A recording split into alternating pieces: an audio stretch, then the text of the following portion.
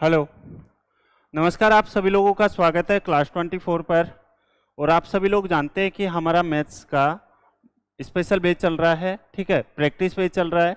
इसमें हम लोग डेली प्रैक्टिस करते हैं। प्री और मेंस जितने भी एग्जाम्स के क्वेश्चंस हुए हैं वो सभी हम लोग यहाँ पर डिस्कस करते हैं। और टाइप वाइज और जितने भी टॉपिक्स होते हैं वो सभी हम लोग यहाँ पर डिस्कस करते हैं। बिना कोई टाइम वेस्ट किए हम क्लास को स्टार्ट करते हैं, ठीक है। उससे पहले मैं आपसे पूछना चाहता हूं, एक इम्पोर्टेंट अनाउंस है, ठीक है, कि आपको जो होली है उस पर भी आपकी कोई छुट्टी नहीं होगी, यानी कि उस पर भी अपनी क्लास होने वाली है। इस बात का आप लोग ध्यान रखो, ठीक है। देखो, आज जो क्लास नंबर है वो आपका 34 है, ठीक है।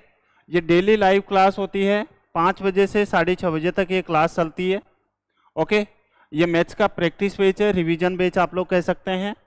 मैथ्स का मॉक टेस्ट नंबर 34 है और सभी टॉपिक्स हम लोग इसमें कवर करते हैं, प्री और मेंस, ठीक है।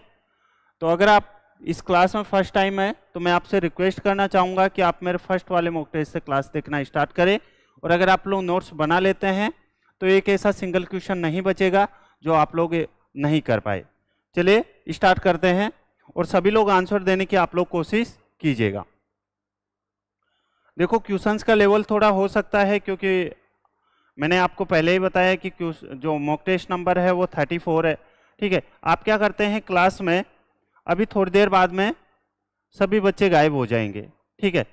समझने की कोशिश किया करो, ठीक है। आपको पता है कि यहाँ पर होली की भी छुट्टी नहीं होगी आपके लिए, तो इस बात को आप लोग समझो। क्वेश्चंस दोनों लैंग्वेज में होते हैं तो कोई दिक्कत नहीं आने वाली। बिना कोई टाइम वेस्ट किए हम क्लास को शुरू करते हैं। देखिएगा, my age is thrice of my son's age. मेरी आयु मेरे पुत्र की आयु से कितनी है? 3 गुनी है, ठीक है, कोई दिक्कत नहीं है। After 5 years my age will become 1/2 times of my son's age. 5 वर्ष पश्चात मेरी आयु मेरे पुत्र की आयु से कितनी हो जाती है? 2.5 गुना हो जाती है, ओके। आपसे क्या पूछा गया? माई एज पूछा गया। ध्यान से समझना, माई एज यानी कि एक में मान लेता हूँ पेरेंट्स मान लेता हूँ, ठीक है। एक यहाँ पर पेरेंट्स की बात की जा रही है और एक यहाँ पर मैं मान लेता हूँ मेरे पुत्र यानी कि सन की बात की जा रही है, ओके। चलो, यहाँ से मेरी आयु मेरे पुत्र की आयु से कितनी गुनी है? 3 गुनी है। अगर सन की आयु 1 है तो यहाँ से जो पेरेंट्स की आयु है वो कितनी हो जाएगी? 3 गुनी हो जाएगी, ठीक है। 5 वर्ष पश्चात मेरी आयु मेरे पुत्र की आयु से कितनी हो जाती है? 2.5 गुना। 5 वर्ष पश्चात यानी कि इसमें भी आप लोग 5 ऐड कर दो और इसमें भी आप लोग 5 ऐड कर दो। अब जो आयु है वो कितनी हो जाती है? 2.5 गुना। 2.5 गुना यानी कि 5/2, ठीक है। यानी कि कह सकते हैं सन की आयु अगर 2 रही होगी तो यहाँ पर जो पेरेंट्स हैं उनकी आयु क्या 5 रही होगी क्या? आप कहेंगे यहाँ भी बिल्कुल ठीक है। ओके। अब सबसे पहले तो हम ये चेक करते हैं कि इन दोनों में जो डिफरेंस है वो बराबर है क्या। तो यहाँ पर देखेंगे 1, यहाँ पर 2, इन दोनों में डिफरेंस कितने का? 1 का। यहाँ पर आप देखोगे 3 और 5, डिफरेंस कितने का है? 2 का। तो आपको पता है क्या कि डिफरेंस को बराबर हम लोग कैसे बनाते हैं, ठीक है। तो डिफरेंस अगर आप रेगुलर क्लास ले रहे हैं मेरी तो आप इजीली इस क्वेश्चन को कर पाए होंगे। देखो, यहाँ पर डिफरेंस नीचे कितना है, कितने का है? 3 का है और ऊपर कितने का है? 2 का। जब आप डिफरेंस को बराबर बनाते हैं तो नीचे वाले डिफरेंस से हम लोग ऊपर मल्टीप्लाई कर देंगे और ऊपर वाले डिफरेंस से नीचे मल्टीप्लाई कर देंगे। देखो कैसे, यहाँ पर 5 और 2 में कितने का डिफरेंस है? 3 का। तो 3 को 3 से मल्टीप्लाई करोगे तो कितना आएगा? 9। 3 को जब 1 से मल्टीप्लाई करोगे तो कितना आएगा? 3 आएगा। क्या सही है क्या? ठीक है। 3 को जब 3 से मल्टीप्लाई करोगे तो 9 आएगा और 3 को जब 1 से मल्टीप्लाई करोगे तो कितना आएगा? 3 आएगा, ठीक है। यहाँ पर 5 को जब, यहाँ पर डिफरेंस कितने का? 2 का, 1 और 3 में, ठीक है। तो 5 को जब 2 से मल्टीप्लाई करोगे तो यहाँ पर आएगा 10 आएगा और, ठीक है। और यहाँ पर 2 को जब 2 से मल्टीप्लाई करोगे तो यहाँ पर कितना आएगा? 4 आएगा। अब ये करते ही यहाँ पर जो है डिफरेंस एकदम बराबर आ जाएगा, कोई दिक्कत नहीं आने वाली। देखो आप देखो यहाँ से 9 से 10 में 1 का डिफरेंस है, और यहाँ पर 3 से 4 में भी कितने का डिफरेंस है, 1 का डिफरेंस है। तो अगर 1 का डिफरेंस है और 1 की वैल्यू क्वेश्चन में है कितनी, आप कहेंगे 5, यानी कि यहाँ पर जो टाइम का जो डिफरेंस है 5 साल का, यानी 1 की वैल्यू यहाँ पर 1 का डिफरेंस 1 की वैल्यू कितनी है, 5 है। अगर 1 की वैल्यू 5 है तो 9 की वैल्यू कितनी हो जाएगी, 45, और 3 की वैल्यू कितनी हो जाएगी, 15। आपसे क्या पूछा गया है, मेरी आयु पूछी गई है, तो मेरी आयु कितनी हो जाएगी, क्या 45 आ जाएगी क्या, यानी कि पेरेंट्स की आयु आप लोगों से पूछी गई है। ठीक है, अगर यहाँ पर सन की बात की जाती तो सन की एज कितनी हो जाती है, 15 ईयर। ओके, अब यहाँ से ये भी पूछ सकता है कि 5 साल पहले, 5 साल बाद में, 10 वर्ष पहले, 10 वर्ष बाद में, कुछ भी पूछ सकता है। हम लोग आगे बढ़े। देखो इस क्वेश्चन को आप लोग जब भी कर पाएंगे जब आप मेरी रेगुलर क्लासेज ले रहे हैं, ठीक है, क्योंकि मैं सिस्टमेटिक तरीके से आपको यहाँ पर क्वेश्चन लेके आता हूँ टाइप वाइज। कभी भी मैंने आपको सिखा रखा है कि यदि p प्लस क्यू अपॉन में p माइनस क्यू प्लस के p माइनस क्यू और अपॉन में यदि p प्लस के क्यू है, ठीक है, तो इसका डायरेक्ट रिजल्ट आपको क्या सिखाया था मैंने, 2p स्क्वायर प्लस के क्यू स्क्वायर अपॉन में p स्क्वायर माइनस के क्यू स्क्वायर। ठीक है, क्या आप सभी लोगों को याद है क्या? ऐसे उम्मीद करता हूं कि आप सभी लोगों को याद होगा। चलो एक और क्या सिखाया था मैंने, यहां पर तो है प्लस का साइन, अगर माइनस का साइन हो तो जैसे p प्लस क्यू अपॉन में p माइनस क्यू, और यहां पर किसका साइन हो, माइनस का, यहां पर तो प्लस का है, यहां पर माइनस का है, तो यहां पर p plus Q p minus Q upon में p माइनस क्यू अपॉन में p प्लस क्यू। जब ऐसी सीरीज बनती है, ठीक है, तो इसका डायरेक्ट रिजल्ट भी, इसका क्वेश्चन हम लोग कर चुके हैं, ये होता है 4pq अपॉन में p स्क्वायर माइनस के क्यू स्क्वायर। बताओ सभी लोगों को याद है क्या? ठीक है, चलो अब यहां पर आप देखेंगे कि यही सीरीज बन रही है क्या, आप देखेंगे देखो p ये प्लस का और यहां पर q, यहां पर देखो p, यहां पर माइनस, यहां पर q, फिर यहां पर अब की बार क्या है, माइनस है, ध्यान रखना, यहां पर जो है बीच में वो माइनस का साइन है, ठीक है, फिर वापस यहां पर क्या है p, फिर माइनस के q, ये लो, और यहाँ पर p और यहाँ पर प्लस के q। क्या यही सीरीज है क्या जो मैंने अभी आपको बताई है? देखो मैं जैसे ही पॉइंट आएगा मैं आपको उससे पहले पूरा कंसेप्ट सिखाऊंगा, उसके बाद हम लोग फिर आराम से सोल्व करेंगे, ठीक है। तो यहाँ पर देखो p plus Q upon p minus Q minus p minus Q upon में p प्लस क्यू है, तो इसका डायरेक्ट रिजल्ट क्या होता है, 4pq अपॉन में p स्क्वायर माइनस के क्यू स्क्वायर। चलिए यहाँ पर हम लोग इसको सोल्व करते हैं। यहाँ पर क्या हो जाएगा, 4pq 4, और p की वैल्यू यहाँ पर क्या है, रूट में x प्लस 1 है। चलो यहाँ पर क्या है, रूट में x प्लस के 1 है, कोई दिक्कत नहीं है। चलो फिर q की वैल्यू क्या है, रूट में x माइनस के 1 है, रूट में x माइनस के 1 है। बताओ सही है क्या? आप कहेंगे बिल्कुल ठीक है। यहाँ पर नीचे क्या आ जाएगा, p स्क्वायर माइनस के क्यू स्क्वायर, तो p स्क्वायर यानी कि रूट में x प्लस 1 का जब आप होल स्क्वायर करोगे तो रूट हट जाएगा, ठीक है, तो यहाँ पर क्या बचेगा, x प्लस के 1 माइनस के क्यू स्क्वायर की वैल्यू क्या है, x माइनस 1, तो यहाँ पर हो जाएगा x और माइनस माइनस होके अंदर आ जाएगा प्लस का। सही है, ठीक है। यहाँ से इसके इक्वल में आपको दे रखा है 8√3 दे रखा है। देखो आप लोग अगर क्लास छोड़ के भागेंगे उससे कुछ होने वाला तो है नहीं, ठीक है, कोशिश किया करो क्लास को आप लोग कंप्लीट देखें। यहाँ से कितनी बार कटेगा, 2 टाइम्स। ओके, अब देखो यहाँ से क्या आप सभी लोग जानते हैं क्या कि एक बार a प्लस बी और एक बार a माइनस बी, जब कभी भी अगर ऐसे हो तो हम इसको क्या लिख सकते हैं, ए स्क्वायर माइनस के बी स्क्वायर लिख सकते हैं। ठीक है, क्या यहाँ पर ए प्लस बी और ए माइनस बी है क्या? बिल्कुल है। तो यहाँ पर रूट में क्या आ जाएगा, आप कहेंगे ए का स्क्वायर यानी कि एक्स का स्क्वायर माइनस के बी स्क्वायर यानी कि 1 का स्क्वायर अपॉन में, यहाँ पर आप देखेंगे, यहाँ पर ध्यान से समझना, ये x प्लस का है और x यहाँ पर माइनस का है, तो ये कट जाएगा और नीचे क्या बचेगा 2। ठीक है, और बराबर में कितना है 2√3 है। बताओ सही है क्या? ठीक है, तो यहाँ से जब मैं इसको 2 को इधर लेके आता हूँ तो इसको मैं 4√3 लिख सकता हूँ। आप कहेंगे बिल्कुल लिख सकते हैं, कोई दिक्कत है नहीं। तो यहाँ से आ जाएगा, इसके इक्वल में कितना आ जाएगा 4√3 आ जाएगा। मैं यहाँ पर 4√3 लिख दे रहा हूँ। अब बताओ रूट को कैसे हटाओगे? तो रूट को आप लोग स्क्वायर करके हटाओगे।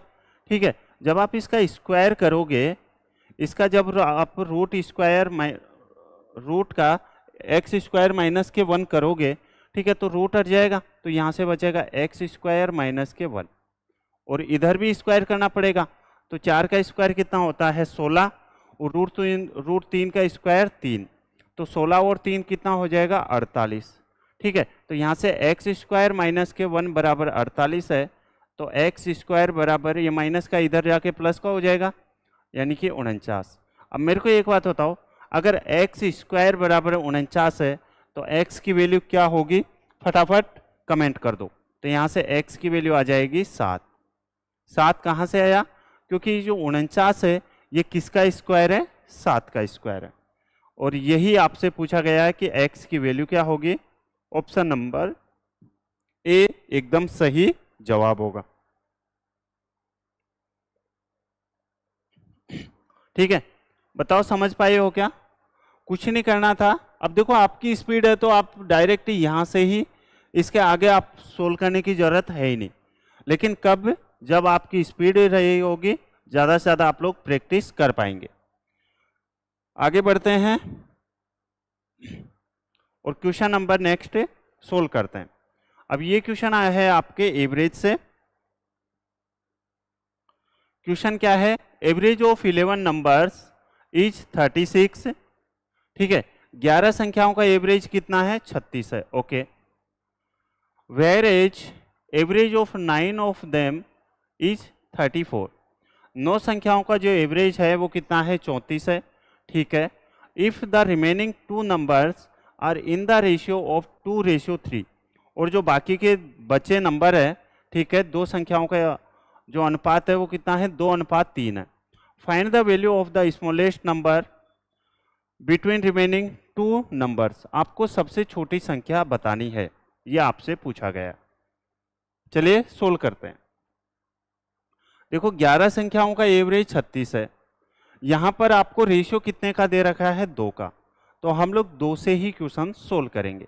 ठीक है, 2 से क्वेश्चन सोल्व कैसे करेंगे, यहाँ पर देख लेते हैं। 11 संख्याओं का एवरेज कितना है 36 है। ठीक है, एवरेज पहले कितना था 36 था, ऐसे समझो 11 संख्याओं का एवरेज 36 है। ठीक है, 9 संख्याओं का एवरेज कितना है यहाँ पर 34 है। ओके, फिर एक संख्या 2x है और एक संख्या कितनी है 3x है। यही है। चलो यहाँ से आपको ये देखना है, ठीक है, क्या देखना है कि यहाँ से ये जो 2 संख्या में ये जो बड़ा है, ये बड़ा है कि घटा है? आप कहेंगे घटा है। तो 36 से 34 हुआ है। ठीक है, 2 की कमी हुई है, 2 की कमी 1 पे, तो 9 की कमी कितनी हो जाएगी? तो अगर 2 की कमी हो रही है 1 पे, तो 9 की कमी कितने पे हो जाएगी? आप कहेंगे 9 से हम लोग इसको गुणा कर देंगे। बताओ सही है क्या? ठीक है, प्लस के एक नंबर कौन सा है 2x है और प्लस के एक नंबर कौन सा है 3x है, और बराबर में अब 2 संख्याओं को हम लोग लेके चल रहे हैं, ध्यान रखना 2 संख्याओं को हम लोग लेके चल रहे हैं। तो 11 एक की संख्या का एवरेज अगर 36 है तो 2 संख्याओं का एवरेज कितना हो जाएगा यहाँ से? तो आप कहेंगे 36 × 2 हो जाएगा। क्या सभी लोग समझ पा रहे हो क्या? ठीक है, सोल्व करना सभी लोग। तो देखो ये तो हो जाएगा माइनस के 18 प्लस के ये 2x प्लस 3x ये हो जाएगा यहाँ पर 5x और इक्वल में 36 इंटू 2 कितना हो जाएगा 72 हो जाएगा। ठीक है, चलो तो यहाँ से 5x बराबर कितना आ जाएगा 5x बराबर ये माइनस के 18 इधर आके प्लस का हो जाएगा तो 72 प्लस के 18 कितना हो जाएगा 90। तो 5x इक्वल में 90 है तो x की वैल्यू कितनी आ गई 18 आ गई। अगर आपसे फर्स्ट वाली संख्या पूछे तो फर्स्ट वाली संख्या है 2x तो 2x यानी कि 2 इंटू 18 बराबर हो जाएगा 36। ठीक है, और अगर सेकेंड वाली संख्या पूछे तो ये हो जाएगा 3x यानी कि 3 इंटू 18 कितना हो जाएगा 54 हो जाएगा। क्या पूछा आपसे स्मॉलेस्ट नंबर पूछा है यानी कि 36 आपसे पूछा गया। समझ पाए हो क्या? ठीक है,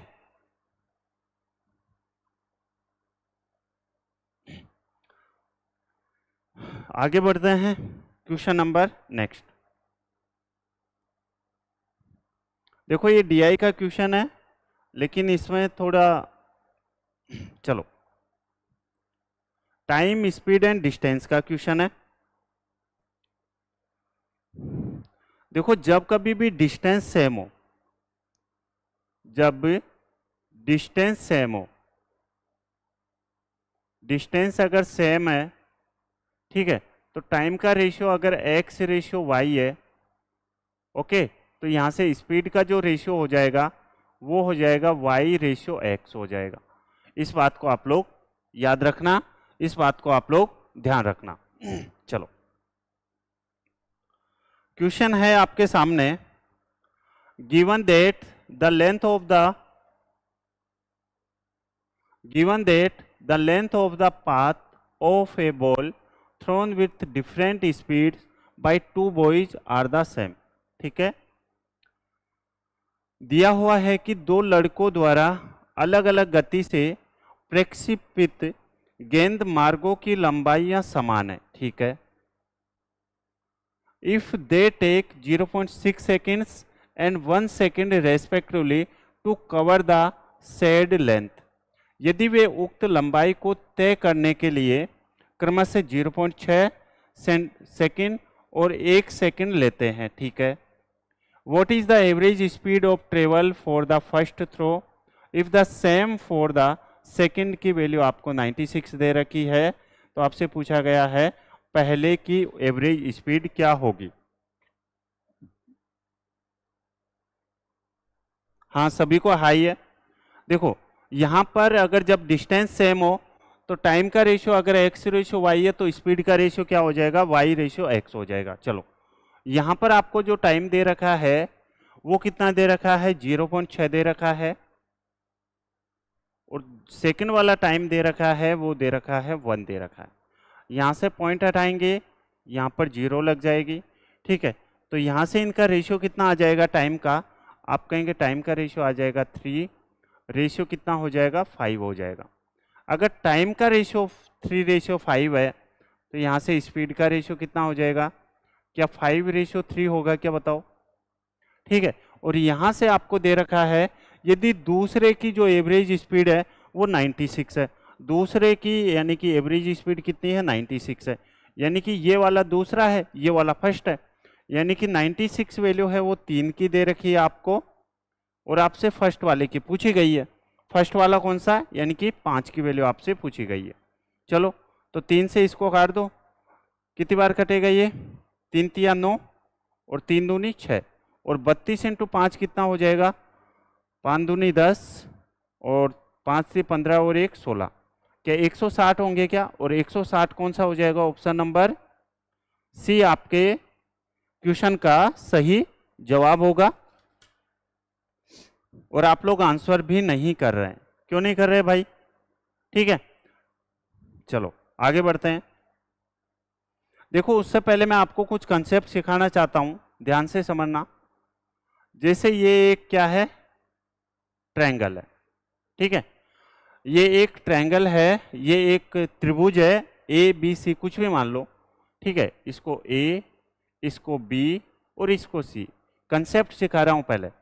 ओके, ये जो एबीसी है, इसका जो एक आंतरिक कोण और एक जो ये बाह्य कोण जिस एंगल पे मिलते हैं, ठीक है, जिस एंगल पे मिलते हैं, यानी कि ये वाला एंगल जो होगा वो क्या होगा, वो a/2 का आधा होगा, यानी एंगल ए का क्या हो जाएगा, आधा हो जाएगा।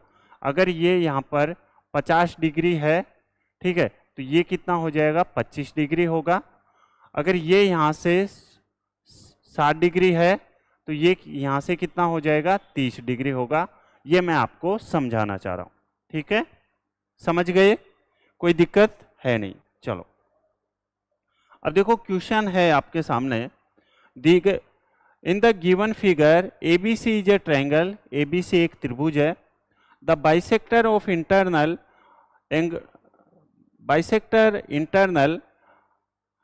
Angle B and external angle C को इंटरसेक्ट करते हैं, ठीक है। एक आंतरिक कोण और एक बाह्य कोण बिंदु किस पर, डी पर इंटरसेक्ट करते हैं। यदि बीडीसी आपको 48 डिग्री दे रखा है तो ए का मान आपसे पूछा गया। फटाफट कमेंट कर दो अब इसका आंसर, तो क्योंकि ये इसका मैंने आपको कंसेप्ट सिखाई दिया, ठीक है, अब तो आप लोग कर ही सकते हो।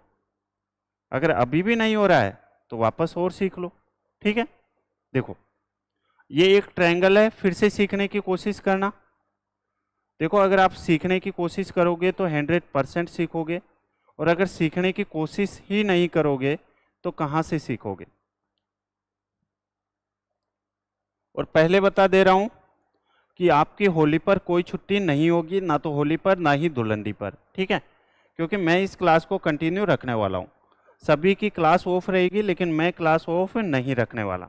चलो यहां से देखो ये क्या कह रहा है, अगर किसी को ये ज्योमेट्री में डायग्राम भी नहीं बनाना आ रहा ना, उसको भी मैं सिखाता हूं। देखो कैसे, एबीसी क्या है, एक त्रिभुज है, मैंने ए बी और सी एक त्रिभुज कर दिया, ठीक है। एंगल बी का आंतरिक यानी कि ये वाला, ठीक है, और एंगल सी का आंतरिक यानी कि ये वाला। ओके, एंगल सी का आंतरिक यानी कि ये वाला एंगल, और ये जो जिस पर मिलता है, ठीक है, ये बाह्य कोण हो गया और ये आंतरिक कोण हो गया, ये बाह्य कोण हो गया, ये आंतरिक कोण हो गया, ठीक है। इसको हटा दे रहा हूं अब। ये कौन सा है, आंतरिक कोण है, और ये कौन सा हो गया, बाह्य कोण हो गया। ये जो जिस एंगल पे बनता है, यानी कि इसको मैं नाम देता हूं पी। यानी कि मैं बस इतना कहना चाह रहा हूं कि ये जो एंगल होगा वो एंगल a/2 के बराबर होगा, ठीक है, ये मैं आपसे कहना चाह रहा हूं। तो आपसे BDC दे रखा है 48 डिग्री, यानी कि यही एंगल आपको, इसको D नाम दे रखा है इसमें, और यहाँ पर इसको नाम जो एंगल दे रखा है वो 48 डिग्री। अगर 48 डिग्री बराबर एंगल a/2 है, ठीक है, तो एंगल a बराबर मेरे को कितना बताओ, कितना आ जाएगा, 2 से गुणा हो जाएगा, यानी कि एंगल a कितना आ जाएगा, 96 आ जाएगा। यानी कि ये इसका कितना होता है, डबल होता है। बस मैं आपको इतनी सी बात समझाना चाह रहा हूँ, और उम्मीद है आप सभी लोग अच्छे से समझ भी गए होंगे। बताओ सही है क्या, ठीक है। आंसर जल्दी किया करो भाई आप लोग, जब तक आंसर नहीं करेंगे, और जीके की तरह अगर आप इस क्लास को देखते हैं तो कोई फायदा होने वाला है नहीं। चलो क्वेश्चन है आपके सामने, the height of a tower is 300 metre. एक मीनार की ऊंचाई है और उसकी जो हाइट है वो कितनी है, 300 मीटर है, कोई दिक्कत नहीं है। When its top is seen from top of another tower, then the angle of depression is 60 degree. जब उसकी चोटी को दूसरे मीनार की चोटी से देखा जाता है तो उन्नयन कोण 60 डिग्री का होता है। The horizontal distance between the base of the two towers is 120 metres. दोनों मीनारों के आधारों के मध्य की जो दूरी है वो 120 मीटर है। तो आपसे पूछा गया what is the height of the small tower, सब छोटे टावर की जो हाइट है वो आपसे पूछी गई है। चलिए सोल्व करने की कोशिश करते हैं। ये एक यहाँ से एक मीनार है, ठीक है, और इसकी जो हाइट है वो कितनी है, 300 मीटर है। एक एक पॉइंट को अच्छे से समझाऊंगा, ठीक है, समझने की कोशिश करना। और यहाँ से ये जो बेस दिया गया है, ठीक है, ये आपको दिया गया है आधार की दूरी, ये कितना दिया गया है, 120 मीटर। चलिए इसको मैं मान लेता हूँ कितना, 120 मीटर। इसको थोड़ा और आगे बढ़ा लेते हैं थोड़ा, चलो ये है 120 मीटर। जहाँ कहीं भी डाउट लगे आप लोग पूछ लेना, मैं आपके लिए तैयार हूँ। चलो ये कितना हो गया, 120 मीटर हो गया, ये यहाँ से और यहाँ तक, ठीक है। अब ये क्या करा है, एक दूसरे मीनार की चोटी से, जब उसकी चोटी को दूसरे मीनार की चोटी से देखा जाता है, ठीक है, जब उसकी चोटी को दूसरे मीनार की चोटी से देखा जाता है, यानी कि यहाँ से इसको देखा जाता है, तो angle of depression, angle of जो डिप्रेशन है वो कितना बनता है, तो वो बनता है यहाँ पर 60 डिग्री। कितना बनता है, 60 डिग्री, ठीक है। अगर ये 60 डिग्री बनता है, ध्यान रखना, ध्यान से समझना। सबसे पहले तो एक बात बताओ मेरे को, अगर ये 120 मीटर है तो ये भी 120 मीटर होता है। आपको याद है कि नहीं है? आप कहेंगे बिल्कुल याद है, ठीक है। और अगर आप मेरी रेगुलर क्लासेज देखते हैं, ठीक है, तो मैं आपको डेली सिखाता हूँ। अगर ये 30 डिग्री है, ये तो 90 डिग्री है ही, ये कितना है, 60 डिग्री, और एक और होता है 60 डिग्री वाला। ये अगर 60 डिग्री है, ये 90 है, ये 30 डिग्री है। ध्यान रखना 30 डिग्री के पास वाली साइड बड़ी या छोटी, आप कहेंगे बड़ी, और 60 डिग्री के पास वाली साइड छोटी। बड़ा बनाना है √3 से गुणा कर देंगे, छोटा बनाना है √3 से भाग दे देंगे, ठीक है। चलो यहाँ पर देखो, यहाँ पर देखना, आपको 60 डिग्री के पास में देखो, पहले तो रूट जहाँ भी 30 डिग्री आ जाए, 30 डिग्री के पास वाली साइड रट लो, याद कर लो, कैसे भी कर लो, बहुत काम आएगा। यानी कि √3 होता है। 30 डिग्री के पास वाली साइड हमेशा √3 होगी, ठीक है। अगर याद नहीं आता है तो यहाँ पर 3 से √3 याद कर लो, ठीक है। और 60 डिग्री के पास वाली साइड हमेशा 1 होती है, इस बात का आप लोग ध्यान रख लो, ठीक है। यहाँ पर 60 डिग्री के पास वाली साइड अगर 1 है तो √30 डिग्री के पास वाली साइड कितनी हो जाएगी, √3। और यहाँ से इसका जो हाइपोटेनस है वो कितना हो जाएगा, √3 का स्क्वायर प्लस 1 का स्क्वायर, यानी कि 4, यहाँ पर हो जाएगा 2 हो जाएगा। अब देखो यहाँ पर 60 डिग्री के पास वाली साइड ये 90 है, और ये कितना हो जाएगा, अगर ये 60 डिग्री है, ये 90 है, तो ये हो जाएगा 30 डिग्री। बताओ सही है क्या? जहाँ कहीं भी डाउट लगे पूछ लेना मेरे भाई, मैं आपको बता दूंगा। लेकिन जब आप पूछेंगे ही नहीं तो मुझे कैसे पता चलेगा, ठीक है ना। चलो अब 60 डिग्री के पास वाली साइड कितनी है, 120 है, तो यहाँ से 30 डिग्री के पास वाली साइड क्या 120 √3 होगी कि नहीं होगी, पहले तो ये बताओ मेरे को, कितनी हो जाएगी, 120 √3 होगी, होगी। चलो आपसे क्या पूछा गया, दोनों मीनारों के आधार के मध्य की दूरी यह है, तो छोटे मीनार की, तो छोटा मीनार यानी कि आपको इन दोनों के बीच की डिस्टेंस निकालनी है। तो दोनों के बीच की डिस्टेंस यानी कि 300 में से आपको कितना कम करना है, 120 √3 कम करना है। क्या आपको पता है क्या कि √3 की वैल्यू कितनी होती है, 1.732 होती है, ठीक है। चलिए इसको सोल्व करो। अब यहाँ से इसको सोल्व करोगे तो देखो 300 माइनस के 120 इंटू कितना हो जाएगा, 1.732 होगा, ठीक है। तो ये 12 और 12 पंजे 60, यानी कि ये आ जाएगा आपके आंसर जो आएगा, ठीक है। किसी का आया क्या आंसर, नहीं आया, ठीक है। इसको तो आपको सोल्व करना ही पड़ेगा। जब आप इसको सोल्व करोगे, ठीक है, तो आप इसको जब सोल्व करोगे, चलिए मैं ही कर देता हूँ आपके लिए। देखो 12 को जब 2 से मल्टीप्लाई करोगे तो कितना आएगा, 4। 12 को जब 2 से मल्टीप्लाई करोगे तो कितना आएगा, 4, ठीक है। 12 को जब 2 से मल्टीप्लाई करोगे तो 4 बार दूने 24, 12 तिये कितना हो गए, 36, 36 और 2 कितना हो जाएगा, 38, ठीक है। कैरी कितना, 3 है। 12 को जब 7 से मल्टीप्लाई करोगे तो 84, 84 और 3 कितना हो जाएगा 87, कैरी कितना 8 है, ठीक है। 12 को जब 1 से मल्टीप्लाई करोगे तो 12, 12 और 8 कितना हो जाएगा यहाँ पर 20 हो जाएगा, ठीक है। तो 207.84 आपको 300 में से कम करना है। चलिए 300 में से 207.84 कम कर लेते हैं, ठीक है। 300 में से आपको कितना कम करना है 207.84, 207.84 कम करना है।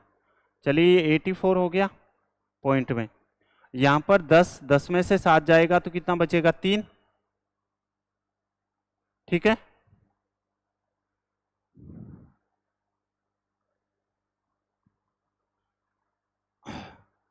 और यहाँ पर हो जाएगा आपका, कहीं पे मिस्टेक की है क्या, ठीक है। देखो 300 में से 207 जाएगा तो ये आएगा 93, यानी कि 92 के अराउंड आएगा। कितना आएगा 92 के अराउंड आएगा, हाँ 92 के अराउंड आएगा। और ऑप्शन नंबर कौन सा हो जाएगा आपका, एकदम सही सी हो जाएगा, जो कि किसी ने आंसर भी किया है। चलो अच्छी बात है भाई। आंसर कौन सा हो जाएगा 92.15। आपको तो बस ये ऐसे सोल्व आना चाहिए, ठीक है, सोल्व करना आना चाहिए। नेक्स्ट क्वेश्चन है। अब देखो एलसीएम एचसीएफ मैंने आपको दुनिया भर के क्वेश्चंस करवाए, अगर फिर भी आप लोग इसमें से नहीं कर पाते हैं तो उसमें कौन क्या कर सकता है, ठीक है। देखो out of 4 numbers A B C D, each pair of numbers has the same highest common factor. 4 संख्याओं में से ए बी सी डी प्रत्येक युग्म क्या है, समान है, एचसीएफ है, okay. Find the highest common factor of all the 4 numbers if the least common multiple of A and B is 310 है and that of C and D is 651 है। ये कुछ भी नहीं, बस आपको एचसीएफ पूछा गया है और संख्या ये आपको दी गई है 310 है फर्स्ट वाली संख्या, और सेकंड वाली संख्या है वो कितनी दे रखी है यहाँ पर 651 है। इन दोनों में आपको एचसीएफ पूछा गया, तो यहाँ से एचसीएफ कितना हो जाएगा, क्या 31 होगा क्या, क्योंकि 31 में इसका भी भाग जा रहा है, और अगर 31 दूनी 62 फिर 31, तो यहाँ से एचसीएफ पूछा गया, एचसीएफ हो जाएगा यहाँ से 31, ठीक है।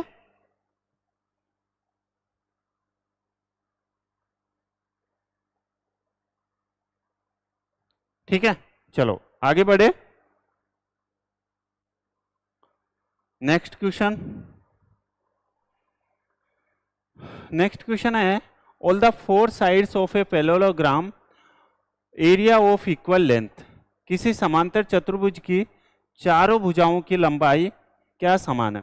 अगर किसी समांतर चतुर्भुज की चारों लंबाई समान है, ठीक है, तो क्या वो,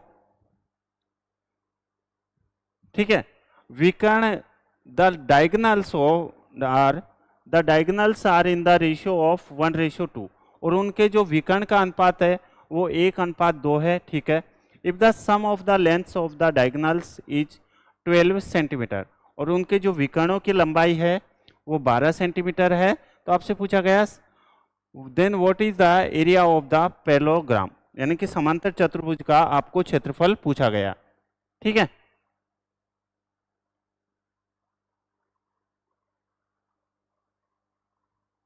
देखो आप सभी लोग जानते होंगे किसी समांतर चतुर्भुज की चारों भुजाओं की लंबाई समान है,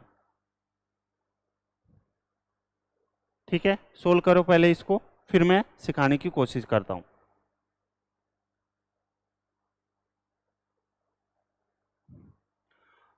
किसी समांतर चतुर्भुज की चारों भुजाओं की अगर लंबाई समान है तो क्या वो सम चतुर्भुज होगा क्या, ठीक है ना, सम चतुर्भुज होगा। कौन सा होगा, सम चतुर्भुज होगा वो, ठीक है। यानी कि ये वाली भी चारों साइड्स बराबर है, ठीक है, चारों साइड्स उसकी चारों भुजाएं बराबर है। और इसका जो एरिया होता है आप सभी लोग जानते हैं, एरिया जो होता है वो होता है 1/2 इंटू D1 इंटू D2। बताओ सही है क्या, ठीक है। यहाँ पर आपको D1 और D2 का एवरेज जो योग है वो दे रखा है, टोटल दे रखा है, यानी कि 1/2 को आपको 12 सेंटीमीटर में डिवाइड करना है। तो यहाँ से निकाल लेते हैं साइड, ठीक है, साइड हम लोग यहाँ से निकाल लेते हैं।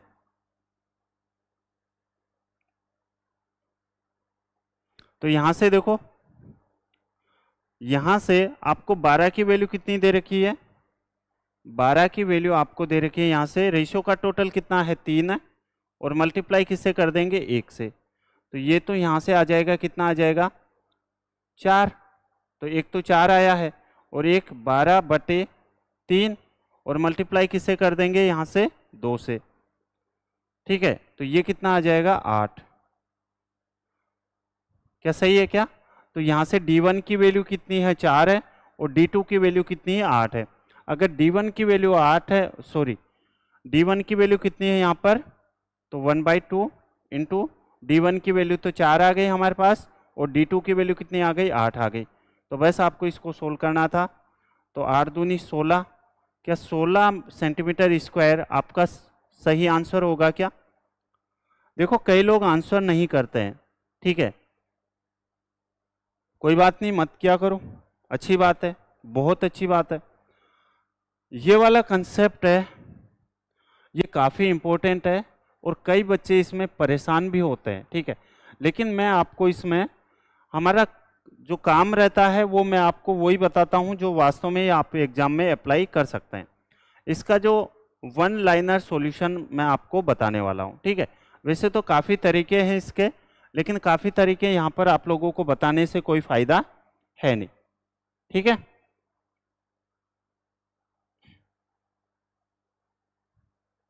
चलिए देखो, क्वेश्चन है आपके सामने, 40 litres of a mixer of milk and water contains 10% of water, the amount of water to be added, ठीक है, to make the water content 20% in the new mixer is. 40 litre वाले दूध और पानी के मिश्रण में 10% पानी है, ठीक है। किस मात्रा में पानी मिलाया जाए जिससे नए मिश्रण में 20% पानी हो सके? सोल्व करो, आंसर दो।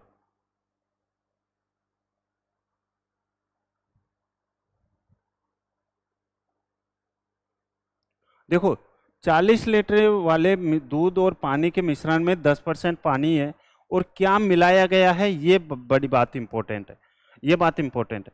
किस मात्रा में क्या मिलाया जाए? पानी मिलाया जाए। अगर पानी को मिला रहे हैं, ठीक है, पानी को मिला रहे हैं, हमें नहीं पता कितना पानी मिला रहे हैं, अगर पानी मिला रहे हैं तो ऐसे वाले क्वेश्चंस को हम लोग दूध से करेंगे, ठीक है, दूध से क्वेश्चंस करेंगे। और अगर दूध मिला रहे हैं तो हम ऐसे क्वेश्चंस को पानी की क्वांटिटी लेके सोल्व करेंगे, ठीक है। देखो कैसे, 40 लीटर के मिश्रण में 40 लीटर के मिश्रण में दूध और पानी के मिश्रण में 10% पानी है। अगर 10% पानी है तो मेरे को एक बात बताओ, दूध जो होगा वो कितना होगा? आप कहेंगे 90% होगा। फिर से समझा रहा हूं, ध्यान से समझना। 40 लीटर वाले दूध और पानी के मिश्रण में 10% पानी है, हमें यहाँ पर दूध की क्वांटिटी लेनी है। क्यों? क्योंकि यहाँ पर पानी मिलाया जा रहा है। अब हमें नहीं पता कि पानी कितना है कि कितना नहीं है, ठीक है, तो इसके लिए हम क्या करेंगे, यहाँ से दूध की क्वांटिटी लेंगे, और अगर यहाँ पर दूध मिलाया जाता तो हम लोग पानी की क्वांटिटी लेते। ये बात मैं आपको समझाना चाह रहा हूँ। तो 40 में कितने परसेंट पानी है? 90% पानी हो गया। बताओ सही है क्या? ठीक है, 90% यहाँ पर पानी हो गया। चलो फिर क्या कह रहा है, किस मात्रा में पानी मिलाया जाए जिससे नए मिश्रण में 20% पानी हो सके। 20% अगर पानी हो सके तो मेरे को एक बताओ, तो 20% अगर पानी है तो दूध कितना होगा? आप कहेंगे 80% होगा। कितना हो जाएगा? दूध हो जाएगा वो कितना हो जाएगा? 80% हो जाएगा। चलो यहाँ से कुछ नहीं करना, x अपॉन में 80% आप लोग कर देंगे, ये आपके यहाँ से आंसर आ जाएगा। और हर एक क्वेश्चन में लगेगा, ऐसा नहीं है कि सिर्फ और सिर्फ इसी पर्टिकुलर क्वेश्चन में, सभी क्वेश्चंस में लगेगा। तो 100 से 100 कट जाएगा यहाँ से। 40 से कितनी बार कटेगा? ये 2 बार। और यहाँ से 2 से कितनी बार कट जाएगा? ये 45 बार। पहले मिश्रण कितना था? 40 लीटर था। अब जो मिश्रण कितना आ गया है वो 45 लीटर आ गया। कितना ऐड हुआ है? तो आप कहेंगे जो ऐड हुआ है वो हुआ है 5 लीटर। तो 5 लीटर हमने क्या ऐड किया था? क्या पानी ऐड किया था क्या? ठीक है, तो यहां से आपका आंसर आ जाएगा। ठीक है, आपका आंसर कितना आ जाएगा? क्या 5 लीटर आएगा क्या? ऑप्शन नंबर डी आपके इस क्वेश्चन का सही जवाब होगा। बताओ सभी लोग समझ पाए हो क्या? ठीक है, बस आपको ऐसे ही सोल्व करना है।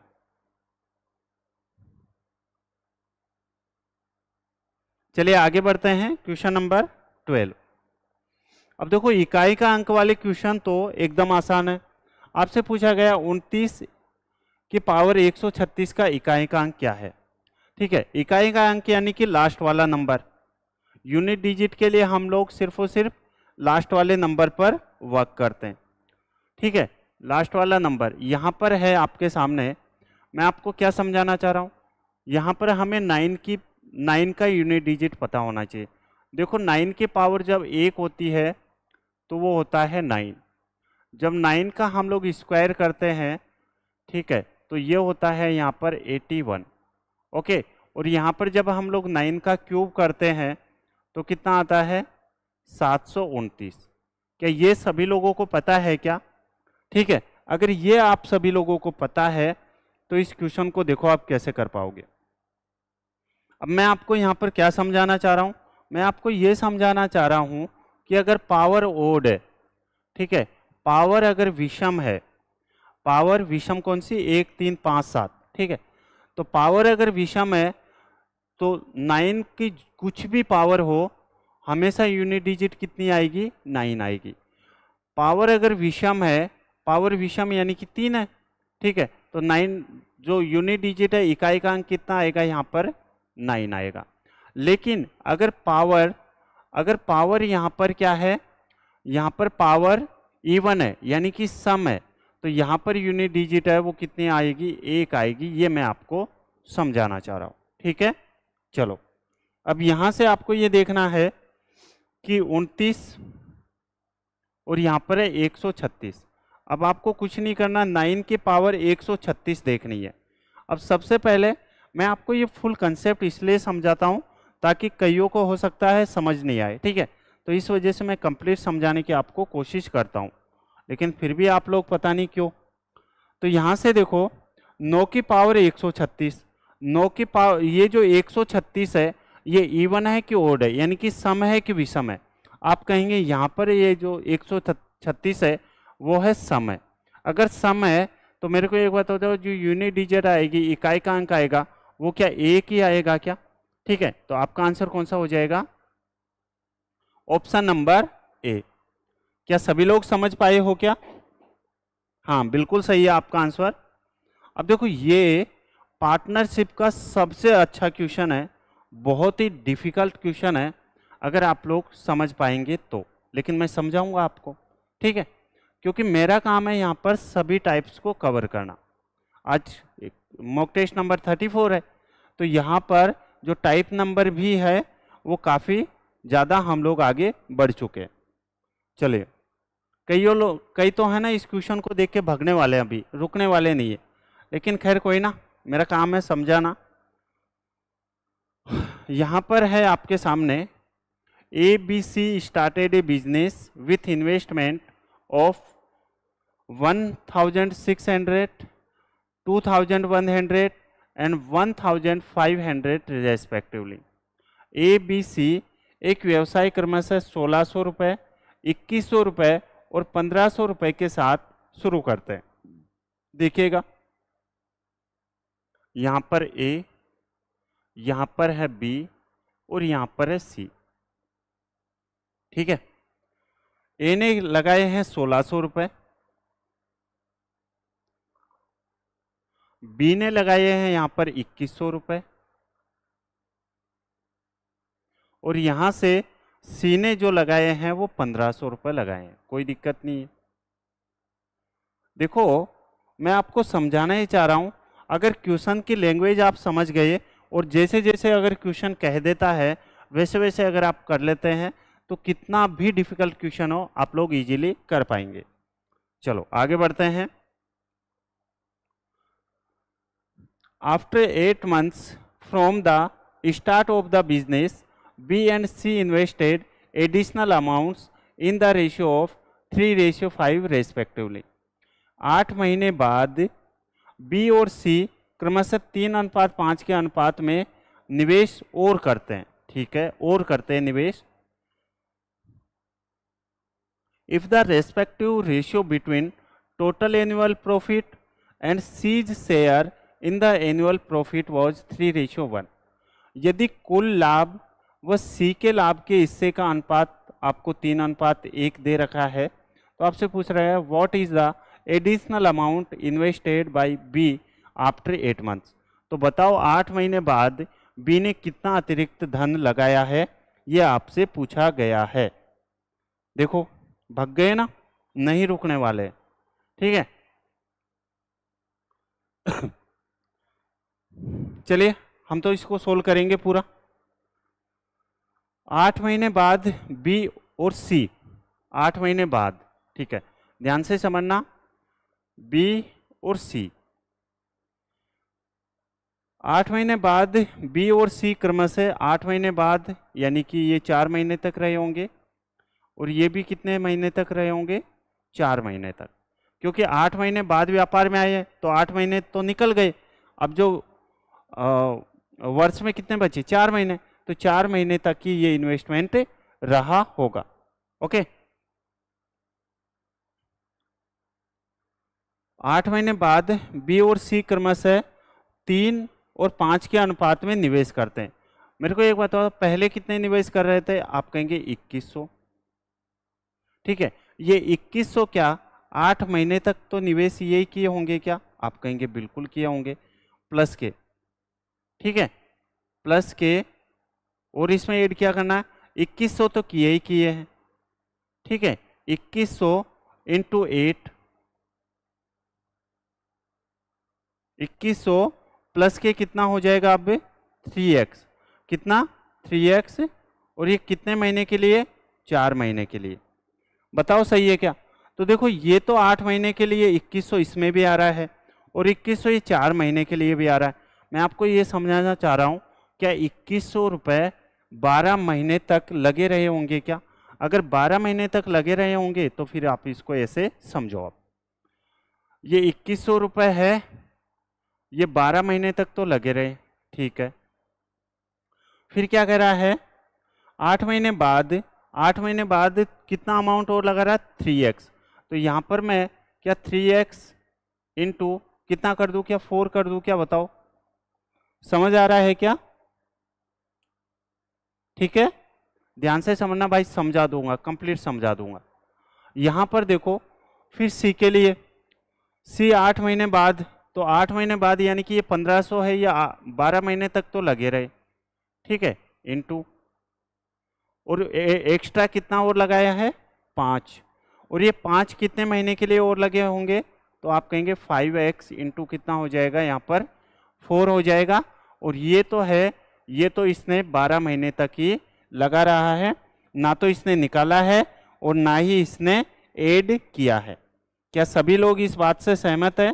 ठीक है, अब देखो ध्यान से समझना, यहाँ पर जो आपको दिया गया है वो जो लाभ का अनुपात, यदि कुल लाभ व सी का लाभ, कुल लाभ कितना है, 3 है।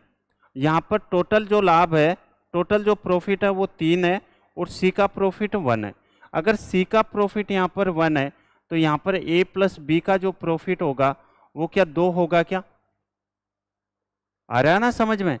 अगर सी का प्रॉफिट यहाँ पर 1 है और टोटल प्रॉफिट 3 है तो ए प्लस बी का प्रॉफिट कितना रहा होगा, आप कहेंगे 2 रहा होगा। चलिए हम लोग इसको ही लेके सोल्व करते हैं। यहाँ पर पहले सी का प्रॉफिट, यहाँ पर सी की वैल्यू कितनी आ जाएगी, तो आप कहेंगे सी की जो वैल्यू आएगी यहाँ पर वो आ जाएगी 1500 इंटू 12 करो, तो 1500 इंटू 12 जब आप लोग करोगे तो यहाँ से आएगा 18,000। ठीक है, तो इसको 18,000 प्लस के 20x लिख सकता हूँ मैं।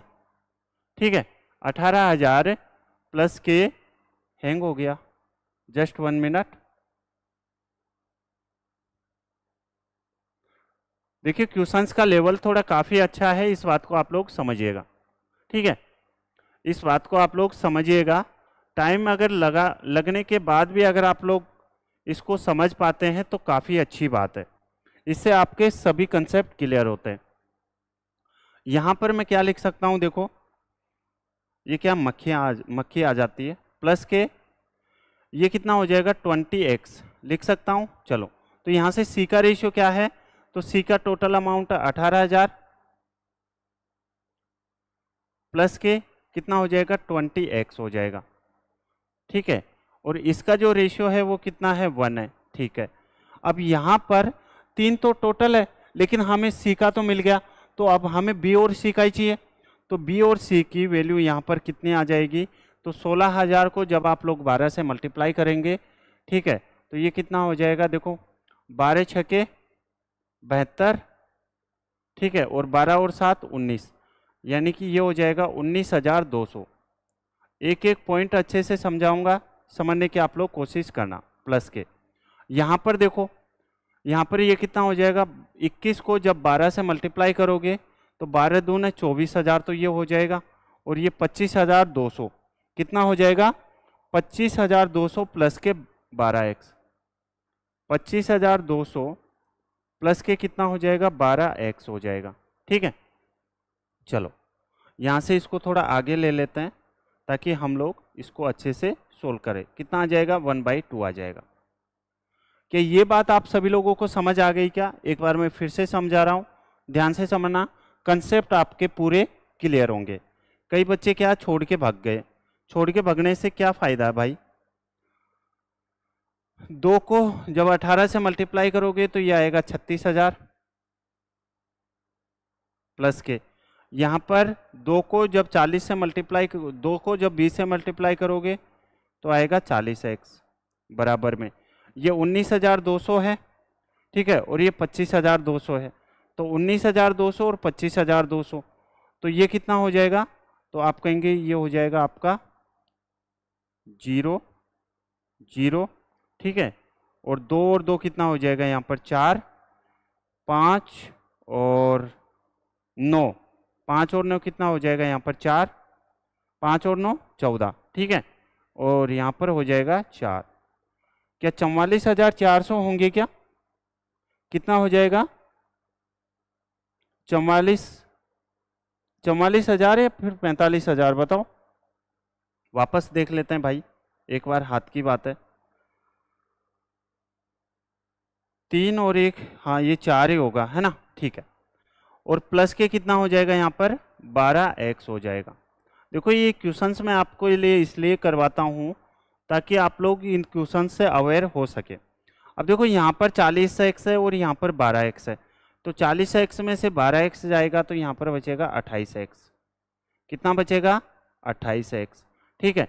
अब यहाँ पर देखो आप लोग, यहाँ पर 44,400, यहाँ पर 36,000 है, तो 44,400 में से आप लोग 36,000 को घटाओगे तो कितना आएगा, क्या 8,400 आएगा क्या?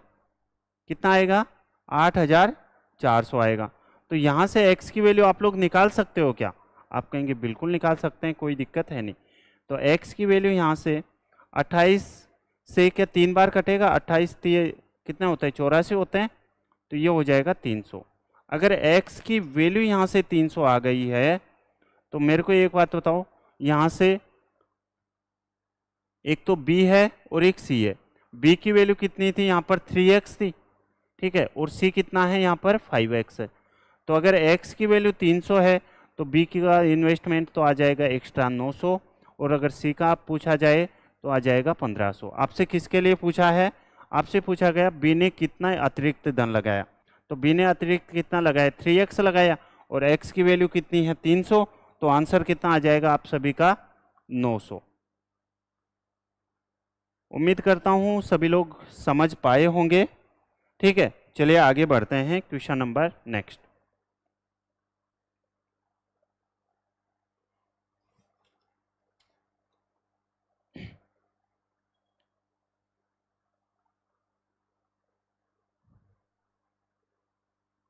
देखो क्वेश्चन है, अब ये तो परसेंटेज का है, इसको तो आप लोग इजीली कर ही सकते हो। By what number must the given number be multiple to increase the number by 25%। दी गई संख्या को किसी संख्या से गुणा करे कि वह संख्या 25% बढ़ जाए। किस संख्या से गुणा करे कि 25% बढ़ जाए, यानी कि x इंटू वाई, ठीक है। दी गई संख्या को किस संख्या से गुणा करे, यानी कि x से गुणा करे कि कितने परसेंट बढ़ जाए है, 25% बढ़ जाए। ये आपसे पूछा गया है, ये आपसे बोला गया है। बताओ सही है क्या? ठीक है, तो यहां से देखो कितना आ जाएगा, x से x कट जाएगा और यहां से आ जाएगा 5 25 से, और ये 4, तो आंसर कितना आ जाएगा, 5/4 आ जाएगा। कितना आ जाएगा, 5/4 इस क्वेश्चन का एकदम सही जवाब होगा। क्या सभी लोग समझ पाए हो क्या? ठीक है, आगे बढ़ते हैं।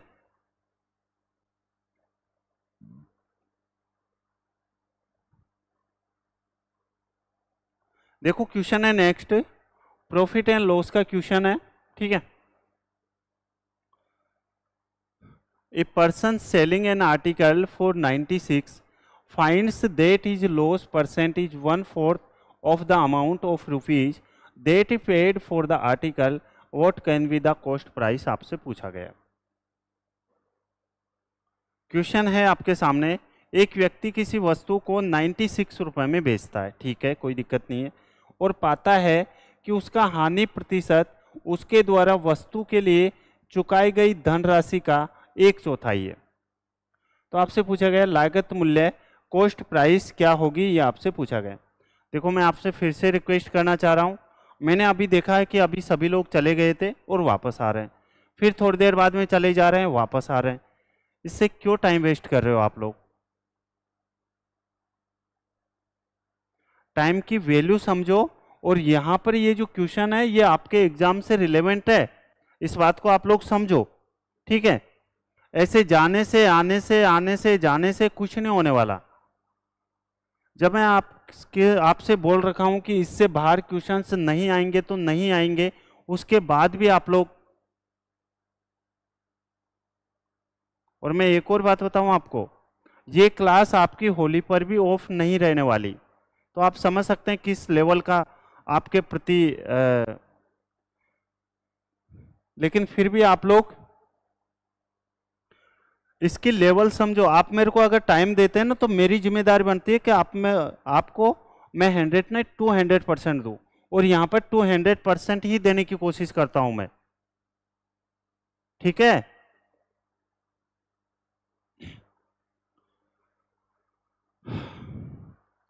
एक व्यक्ति किसी वस्तु को 96 रुपए में बेचता है और पाता है कि उसका हानि प्रतिशत उसके द्वारा वस्तु के लिए चुकाई गई धनराशि का 1/4 है। आप ठीक है, देखो अगर मैं 160 रुपए लेता हूं, कितना लेता हूं, 160 रुपए लेता हूं, 160 रुपए अगर मैं लेता हूं, ठीक है, तो इसकी हानि कितनी हो जाएगी, 1/4। कितनी हो जाएगी, 1/4, और 1/4 कितना हो जाएगा, 40। कितना हो जाएगा, क्या 40 होगा क्या? 1/4 जो होगा वो कितना हो जाएगा, 40%। अगर 40% है तो मेरे को ये बता, 160 का आप लोग 40% निकालो, तो ये कितना हो जाएगा, आप कहेंगे 64%, ठीक है, 64% हो जाएगा। तो मेरे को एक बात बताओ, जो सेलिंग प्राइस है वो 160 में से 64 को कम करोगे तो कितना आएगा, क्या 96 ही आएगा? आप कहेंगे बिल्कुल ठीक है, यानी कि ये वाला ऑप्शन हो सकता है, ठीक है। सेकंड पे आते हैं। सेकंड क्या, सेकंड है आपके पास में 240। चलिए 240 है और इसका आपको कितना, 1/4 करना है, तो ये कितना आ जाएगा, 60% आ जाएगा, ठीक है। आपको क्या करना है, 240 का 60% निकालना है। तो 240 का आप लोग जब 60% निकालोगे, ठीक है, तो ये कितना हो जाएगा हानि, यानी कि ये हो जाएगा 144। 144 जब आप लोग 240 में से कम करोगे तो यहाँ भी है वो सेलिंग प्राइस कितनी आएगी, 96 आएगी। तो यानी कि आंसर आपका है वो रुपीज या तो 160 होंगे या फिर कितना हो जाएगा, 240 होंगे, ठीक है। आप लोग आंसर तो करते हैं नहीं, ठीक है, बीच में जाते हैं, वापस आते हैं जाते हैं। चलो, ये क्वेश्चन आप सभी लोगों से अब होना चाहिए भाई, क्योंकि ये क्वेश्चन है, ये एलसीएम एचसीएफ का है, और ये मैंने आपको पता नहीं कितनी बार ये क्वेश्चन आपको सिखाया है, ठीक है। आपकी स्पीड है तो इस क्वेश्चन को आप लोग 5 सेकंड में उड़ा पाएंगे, और अगर स्पीड नहीं है, पहले क्वेश्चन नहीं किया है, तो आप इसको 1 घंटे में भी नहीं कर सकते, ठीक है। चलो देखिएगा, 16 members of a family need equal quantity of thrice to eat. 16 सदस्यों के एक परिवार के प्रत्येक सदस्यों को चावल की समान मात्रा की आवश्यकता होती है, ठीक है। One day, some members of the family were absent and the consumption of rice decreased in the ratio of 4 की रेशियो 3.5 रेशियो 2 की power 5। How many members were absent on that day? ठीक है, पहले तो आपको ये पता होना चाहिए कि 4 की पावर कितनी है, 3.5 है, और यहाँ पर 2 की पावर कितनी है, 5 है। पहले तो हम लोग इसको सोल्व करते हैं, ठीक है। तो यहाँ से आप लोग इस 4 को क्या 2 की पावर 2 लिख सकते हो, बिल्कुल लिख सकते हैं, कोई दिक्कत है नहीं। और यहाँ पर किससे पावर मल्टीप्लाई है, 3.5 से, ठीक है। और यहाँ पर कितना है, 2 की पावर 5 है, ओके। तो यहाँ से ये पावर से पावर मल्टीप्लाई हो जाती है अगर आपको पता है तो, ठीक है ना। तो यहाँ से हो जाएगा आपका 2 की पावर 3.5 को जब 2 से मल्टीप्लाई करेंगे तो ये हो जाएगा 2 की पावर 7 हो जाएगा, और यहाँ से 2 की पावर कितना हो जाएगा, 5 हो जाएगा। अब आपको क्या करना होता है, रेशियो निकालने के लिए आप क्या करेंगे, छोटी वाली पावर से आप लोग दोनों को डिवाइड कर देते हैं। तो यहाँ भी आप क्या करेंगे, 2 की पावर 5 से डिवाइड कर देंगे, और यहाँ भी आप लोग क्या करेंगे, 2 की पावर 5 से डिवाइड कर देंगे। जब 2 की पावर 5 से यहाँ पर डिवाइड करेंगे तो ये तो 1 होगा, ठीक है। और जब 2 की पावर 7 में से 2 की पावर 5 आप लोग का माइनस करेंगे तो यहाँ पर आएगा 2 की पावर 2, और यहाँ पर रेशियो कितना चल रहा है, 1 चल रहा है, ठीक है। 2 की पावर 2 कितना होता है, आप कहेंगे 4 होता है, और यहाँ पर कितना होता है, 1 होता है। यानी कि ये क्वेश्चन ऐसे कहना चाह रहा है, पहले 4 सदस्य थे और अब कितने बच गए हैं, सिर्फ और सिर्फ 1 सदस्य बच गया। आपको दिया गया कि जो पहले सदस्य थे वो कितने थे, तो आप कहेंगे जो पहले सदस्य थे वो कितने थे, 16 थे। तो 16 की वैल्यू 4 है, 16 की वैल्यू कितनी है, 4 है। तो आप 1 की वैल्यू नहीं निकाल सकते क्या, बिल्कुल निकाल सकते हैं। तो अभी जो बचे हैं वो कितने सदस्य बचे हैं, 4 सदस्य। आपसे क्या पूछा गया क्वेश्चन में, आपसे पूछा गया है how many members were absent on that day. Absent कितने रहे, मुझे एक बात बताओ, टोटल 16 कैंडिडेट थे, 16 सदस्य थे, उसमें से सिर्फ और सिर्फ 4 ही आए हैं, तो जो एब्सेंट रहे होंगे वो क्या 12 रहे होंगे क्या, ठीक है। कितने रहे होंगे, 12। तो ऑप्शन नंबर कौन सा हो जाएगा, यहाँ पर बी हो जाएगा, ठीक है। यहाँ पर सी आप किसका जवाब दे रहे हैं भाई, हाँ बिल्कुल सही है आपका सी भी। चलिए क्वेश्चन नंबर नेक्स्ट देखो, क्वेश्चन है आपके सामने, Ram deposited a certain some of money in A company at 12% per annum, simple interest for 4 years and deposited equal amount in fixed deposit in a bank for 5 years at 50% per annum simple interest, ठीक है। राम एक निश्चित राशि 12% वार्षिक साधारण ब्याज दर पर 4 वर्ष के लिए, ठीक है, और तथा समान धन सावधि जमा खाते में 15% प्रतिवर्ष साधारण ब्याज दर पर 5 वर्ष के लिए जमा करवाता है, ठीक है। यदि दोनों में से प्राप्त ब्याज में अंतर है, वो एक बात बताओ मेरे को, कम या ज़्यादा हमेशा 2 चीज़ों का डिफरेंस होता है, आप सभी लोग जानते भी हैं और अच्छे से जान भी गए होंगे। हाँ सही है आपका आंसर। देखो ध्यान से दो, यहाँ पर रेट परसेंट 12% है, और कितने टाइम के लिए है, 4 साल के लिए। तो आप लोग 12 को किससे मल्टीप्लाई कर दोगे, 4 से, तो यहाँ से आ जाएगा 48%। ठीक है, चलो सेकंड में 15% प्रतिवर्ष रेट है, 15% है, ठीक है। और यहाँ पर कितने टाइम के लिए, आप कहेंगे 5 ईयर के लिए, तो आप किससे मल्टीप्लाई कर दोगे इसको, 5 से, तो यहाँ से कितना आ जाएगा, 15 5 75। ठीक है, अब यहाँ से आपको जो दिया गया है वो इन दोनों का डिफरेंस दिया गया है। कम या ज़्यादा हमेशा दो चीज़ों का डिफरेंस होता है। कम या ज़्यादा अगर हमेशा दो चीज़ों का डिफरेंस होता है तो हम कह सकते हैं कि जो ये 1350 है ये किसकी वैल्यू है, ये 1350 75 में से जब आप लोग 48 घटाओगे तो यहाँ पर 15 में से 8 जाएगा तो यहाँ पर बचेगा 7, यहाँ पर बच गए कितने, 6 में से 4 जाएगा तो 2, और मल्टीप्लाई किससे कर दोगे, 100 से। क्या अब तो आप सभी लोग समझ पाए हो क्या आंसर क्या आएगा। ठीक है, तो यहाँ से देखो 27 से कितनी बार कटेगा, ये 5 बार, और 5 के साथ 300 है तो 5000। क्या आपका सही जवाब होगा क्या, ऑप्शन नंबर ए। ठीक है, चलो आगे बढ़ते हैं, आगे हम लोग बढ़ते हैं। चलो क्वेश्चन नंबर नेक्स्ट है, और ये क्वेश्चन है आपका सिंप्लीफिकेशन का।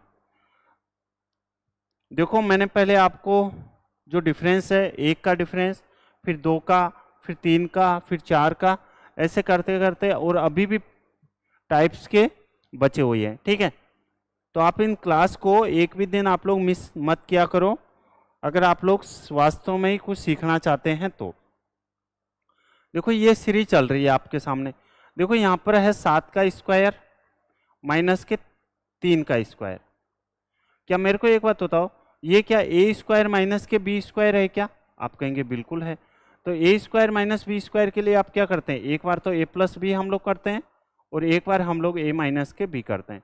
तो ए प्लस बी यानी कि ए की वैल्यू कितनी है, 7 है, बी की वैल्यू कितनी है, 3 है, तो एक बार तो 10 हो जाएगा, और एक बार ए माइनस बी यानी कि 7 में से 3 माइनस करेंगे तो 4।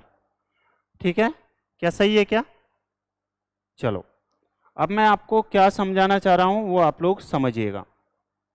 ठीक है, यहां पर मैं क्या लिख सकता हूं, 1 में ए स्क्वायर माइनस बी स्क्वायर है। ठीक है, तो यहां पर मैं लिख सकता हूं एक बार में 4 इंटू कितना हो जाएगा, 10 हो जाएगा प्लस के, फिर वापस 1 में एक बार तो इनको डिफरेंस कर दो, तो 13 में से 3 जाएगा तो यहाँ पर 10 आएगा, और एक बार 13 में 3 आप लोग ऐड कर दो तो कितना आ जाएगा, 16 आ जाएगा प्लस के। ऐसे चलते चलते कहाँ तक सीरीज जा रही है, यहाँ पर 31 माइनस के 3, 31 माइनस के 3 जब करोगे तो 28 आएगा, और यहाँ से 31 प्लस के 3 करोगे तो कितना आएगा, 34 आएगा। ठीक है, चलो अब यहाँ से आप लोग इसको ऐसे लिख सकते हो क्या कि 1/4 माइनस के 1/10 प्लस के यहाँ पर 1/10 माइनस के 1/16। ठीक है, ऐसे ही करते करते करते यहाँ पर हो जाएगा 1/28 माइनस के 1/ कितना हो जाएगा, 34। आप सभी लोग जानते भी होंगे, अच्छी बात है जानना, कि आप क्या करेंगे, ये सभी टर्म्स कट जाती है, सिर्फ और सिर्फ फर्स्ट टर्म बचती है और लास्ट टर्म बचती है। ठीक है, लेकिन हमें यहाँ पर जो डिफरेंस है वो कितने का है, डिफरेंस है यहाँ पर 4 का। कितने का डिफरेंस है, डिफरेंस है यहाँ पर कितने का है, 4 का। 4 का है कि 6 का है, सॉरी 6 का है। कितने का डिफरेंस है यहाँ पर, डिफरेंस है 6 का। तो डिफरेंस 6 है तो इसको भी हम लोग डिफरेंस 6 बना लेंगे।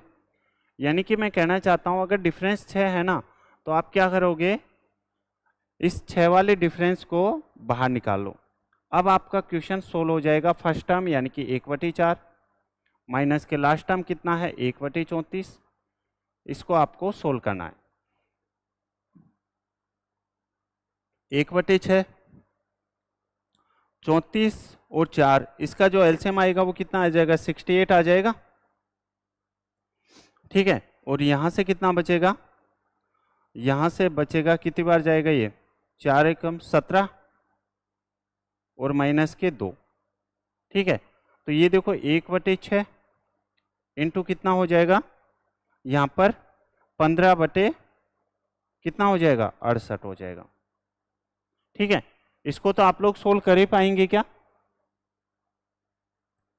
चलिए वापस इसको भी सोल्व करके बता देता हूं मैं। देखो अगर आप इसको 3 से काटोगे तो 3 से काटोगे तो 2 बार, और 3 से काटोगे तो यहाँ पर 5 बार। क्या 5 बटे कितने आ रहा है 136 आ रहा है क्या? आपका आंसर कौन सा हो जाएगा? Option number B. उम्मीद करता हूं आप सभी लोग अच्छे से समझ पाए होंगे, और अगर समझ पाए हो तो ये वाला क्वेश्चन कर दो। देखो आप सभी लोग जानते हैं कि टेन थीटा माइनस के सेक थीटा जो होता है, 1 मिनट, ठीक है, आप सभी लोग जानते हैं कि सेक थीटा माइनस के टेन थीटा बराबर अगर p है, ठीक है, तो यहाँ पर सेक थीटा प्लस के जो टेन थीटा होगा वो क्या हो जाएगा यहाँ पर 1/p होता है। यानी कि अगर ये 1 है तो ये 1/, अगर ये यहाँ पर 2 है तो ये 1/2, यहाँ पर अगर 3/5 है तो यहाँ पर हो जाएगा 5/3, यानी कि उल्टा हो जाता है। बस आपको इतना ही समझना है। ठीक है, b कहाँ से आया मेरे भाई? 5/136 ही तो आएगा, और ऑप्शन भी यही है, तो इसमें कहाँ से आने की क्या बात है? ठीक है ना। चलो अब देखो ये आपके सामने है sec theta plus tan theta. कभी कभार आपको उल्टा भी दे देगा, सेक थीटा प्लस के टेन थीटा, और इसकी वैल्यू आपको दे रखी है, कितनी दे रखी है यहाँ पर? x माइनस के 2 अपॉन में x प्लस के 2। ठीक है, चलो अगेन आप सभी लोग जानते हैं अगर sec theta plus tan theta ये है तो यहाँ से सेक थीटा और माइनस के टेन थीटा कितना हो जाएगा? इसका उल्टा हो जाएगा, यानी कि अगर x माइनस 2 ऊपर है तो x प्लस 2 ऊपर आ जाएगा और x माइनस 2 नीचे आ जाएगा। बताओ सभी लोग समझ पा रहे हो क्या? ठीक है, चलो अब यहाँ से हम क्या करेंगे, यहाँ से इन दोनों को ऐड कर देंगे तो टेन थीटा से टेन थीटा कट जाएगा, और यहाँ से क्या बचेगा? सेक थीटा, यानी कि 2 सेक थीटा। ओके, कितना हो जाएगा? 2 सेक थीटा, और यहाँ से इन दोनों को ऐड कर देंगे, यानी कि x माइनस के 2 अपॉन में x प्लस के 2। ठीक है, और प्लस के x प्लस के 2 अपॉन में x माइनस के 2। क्या आप सभी लोग जानते हैं क्या? ठीक है, क्या आप सभी लोग जानते हैं क्या? क्या जानते हैं? वही p plus Q, p minus Q upon में p प्लस क्यू, और प्लस के p प्लस क्यू अपॉन में p माइनस के क्यू। ठीक है, तो इसके लिए डायरेक्ट हम लोग क्या करते हैं? 2p² माइनस के q², सॉरी p² प्लस के q² अगर प्लस है तो, और यहाँ पर आ जाएगा p² माइनस के q²। ठीक है, तो यहाँ पर देख लेते हैं, यहाँ पर हो जाएगा 2 सेक थीटा बराबर में 2, और यहाँ पर p² की वैल्यू क्या? x माइनस 2 का x माइनस 2 है। ठीक है, तो x माइनस 2 है,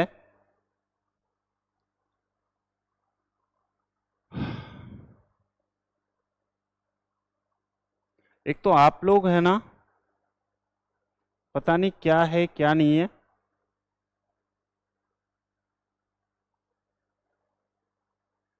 देखो खैर कोई ना, जो भी है अपने तो पढ़ने से काम रखते हैं। ठीक है, देखो यहाँ पर 2 तो आ गया, अब यहाँ से p की वैल्यू क्या है यहाँ पर? x, तो यहाँ पर हो जाएगा x², और प्लस के कितना हो जाएगा? q की वैल्यू क्या है यहाँ पर? 2, तो 2 का स्क्वायर हो जाएगा यहाँ पर 4। ठीक है, नीचे p² माइनस q², यानी कि p की वैल्यू क्या है यहाँ पर?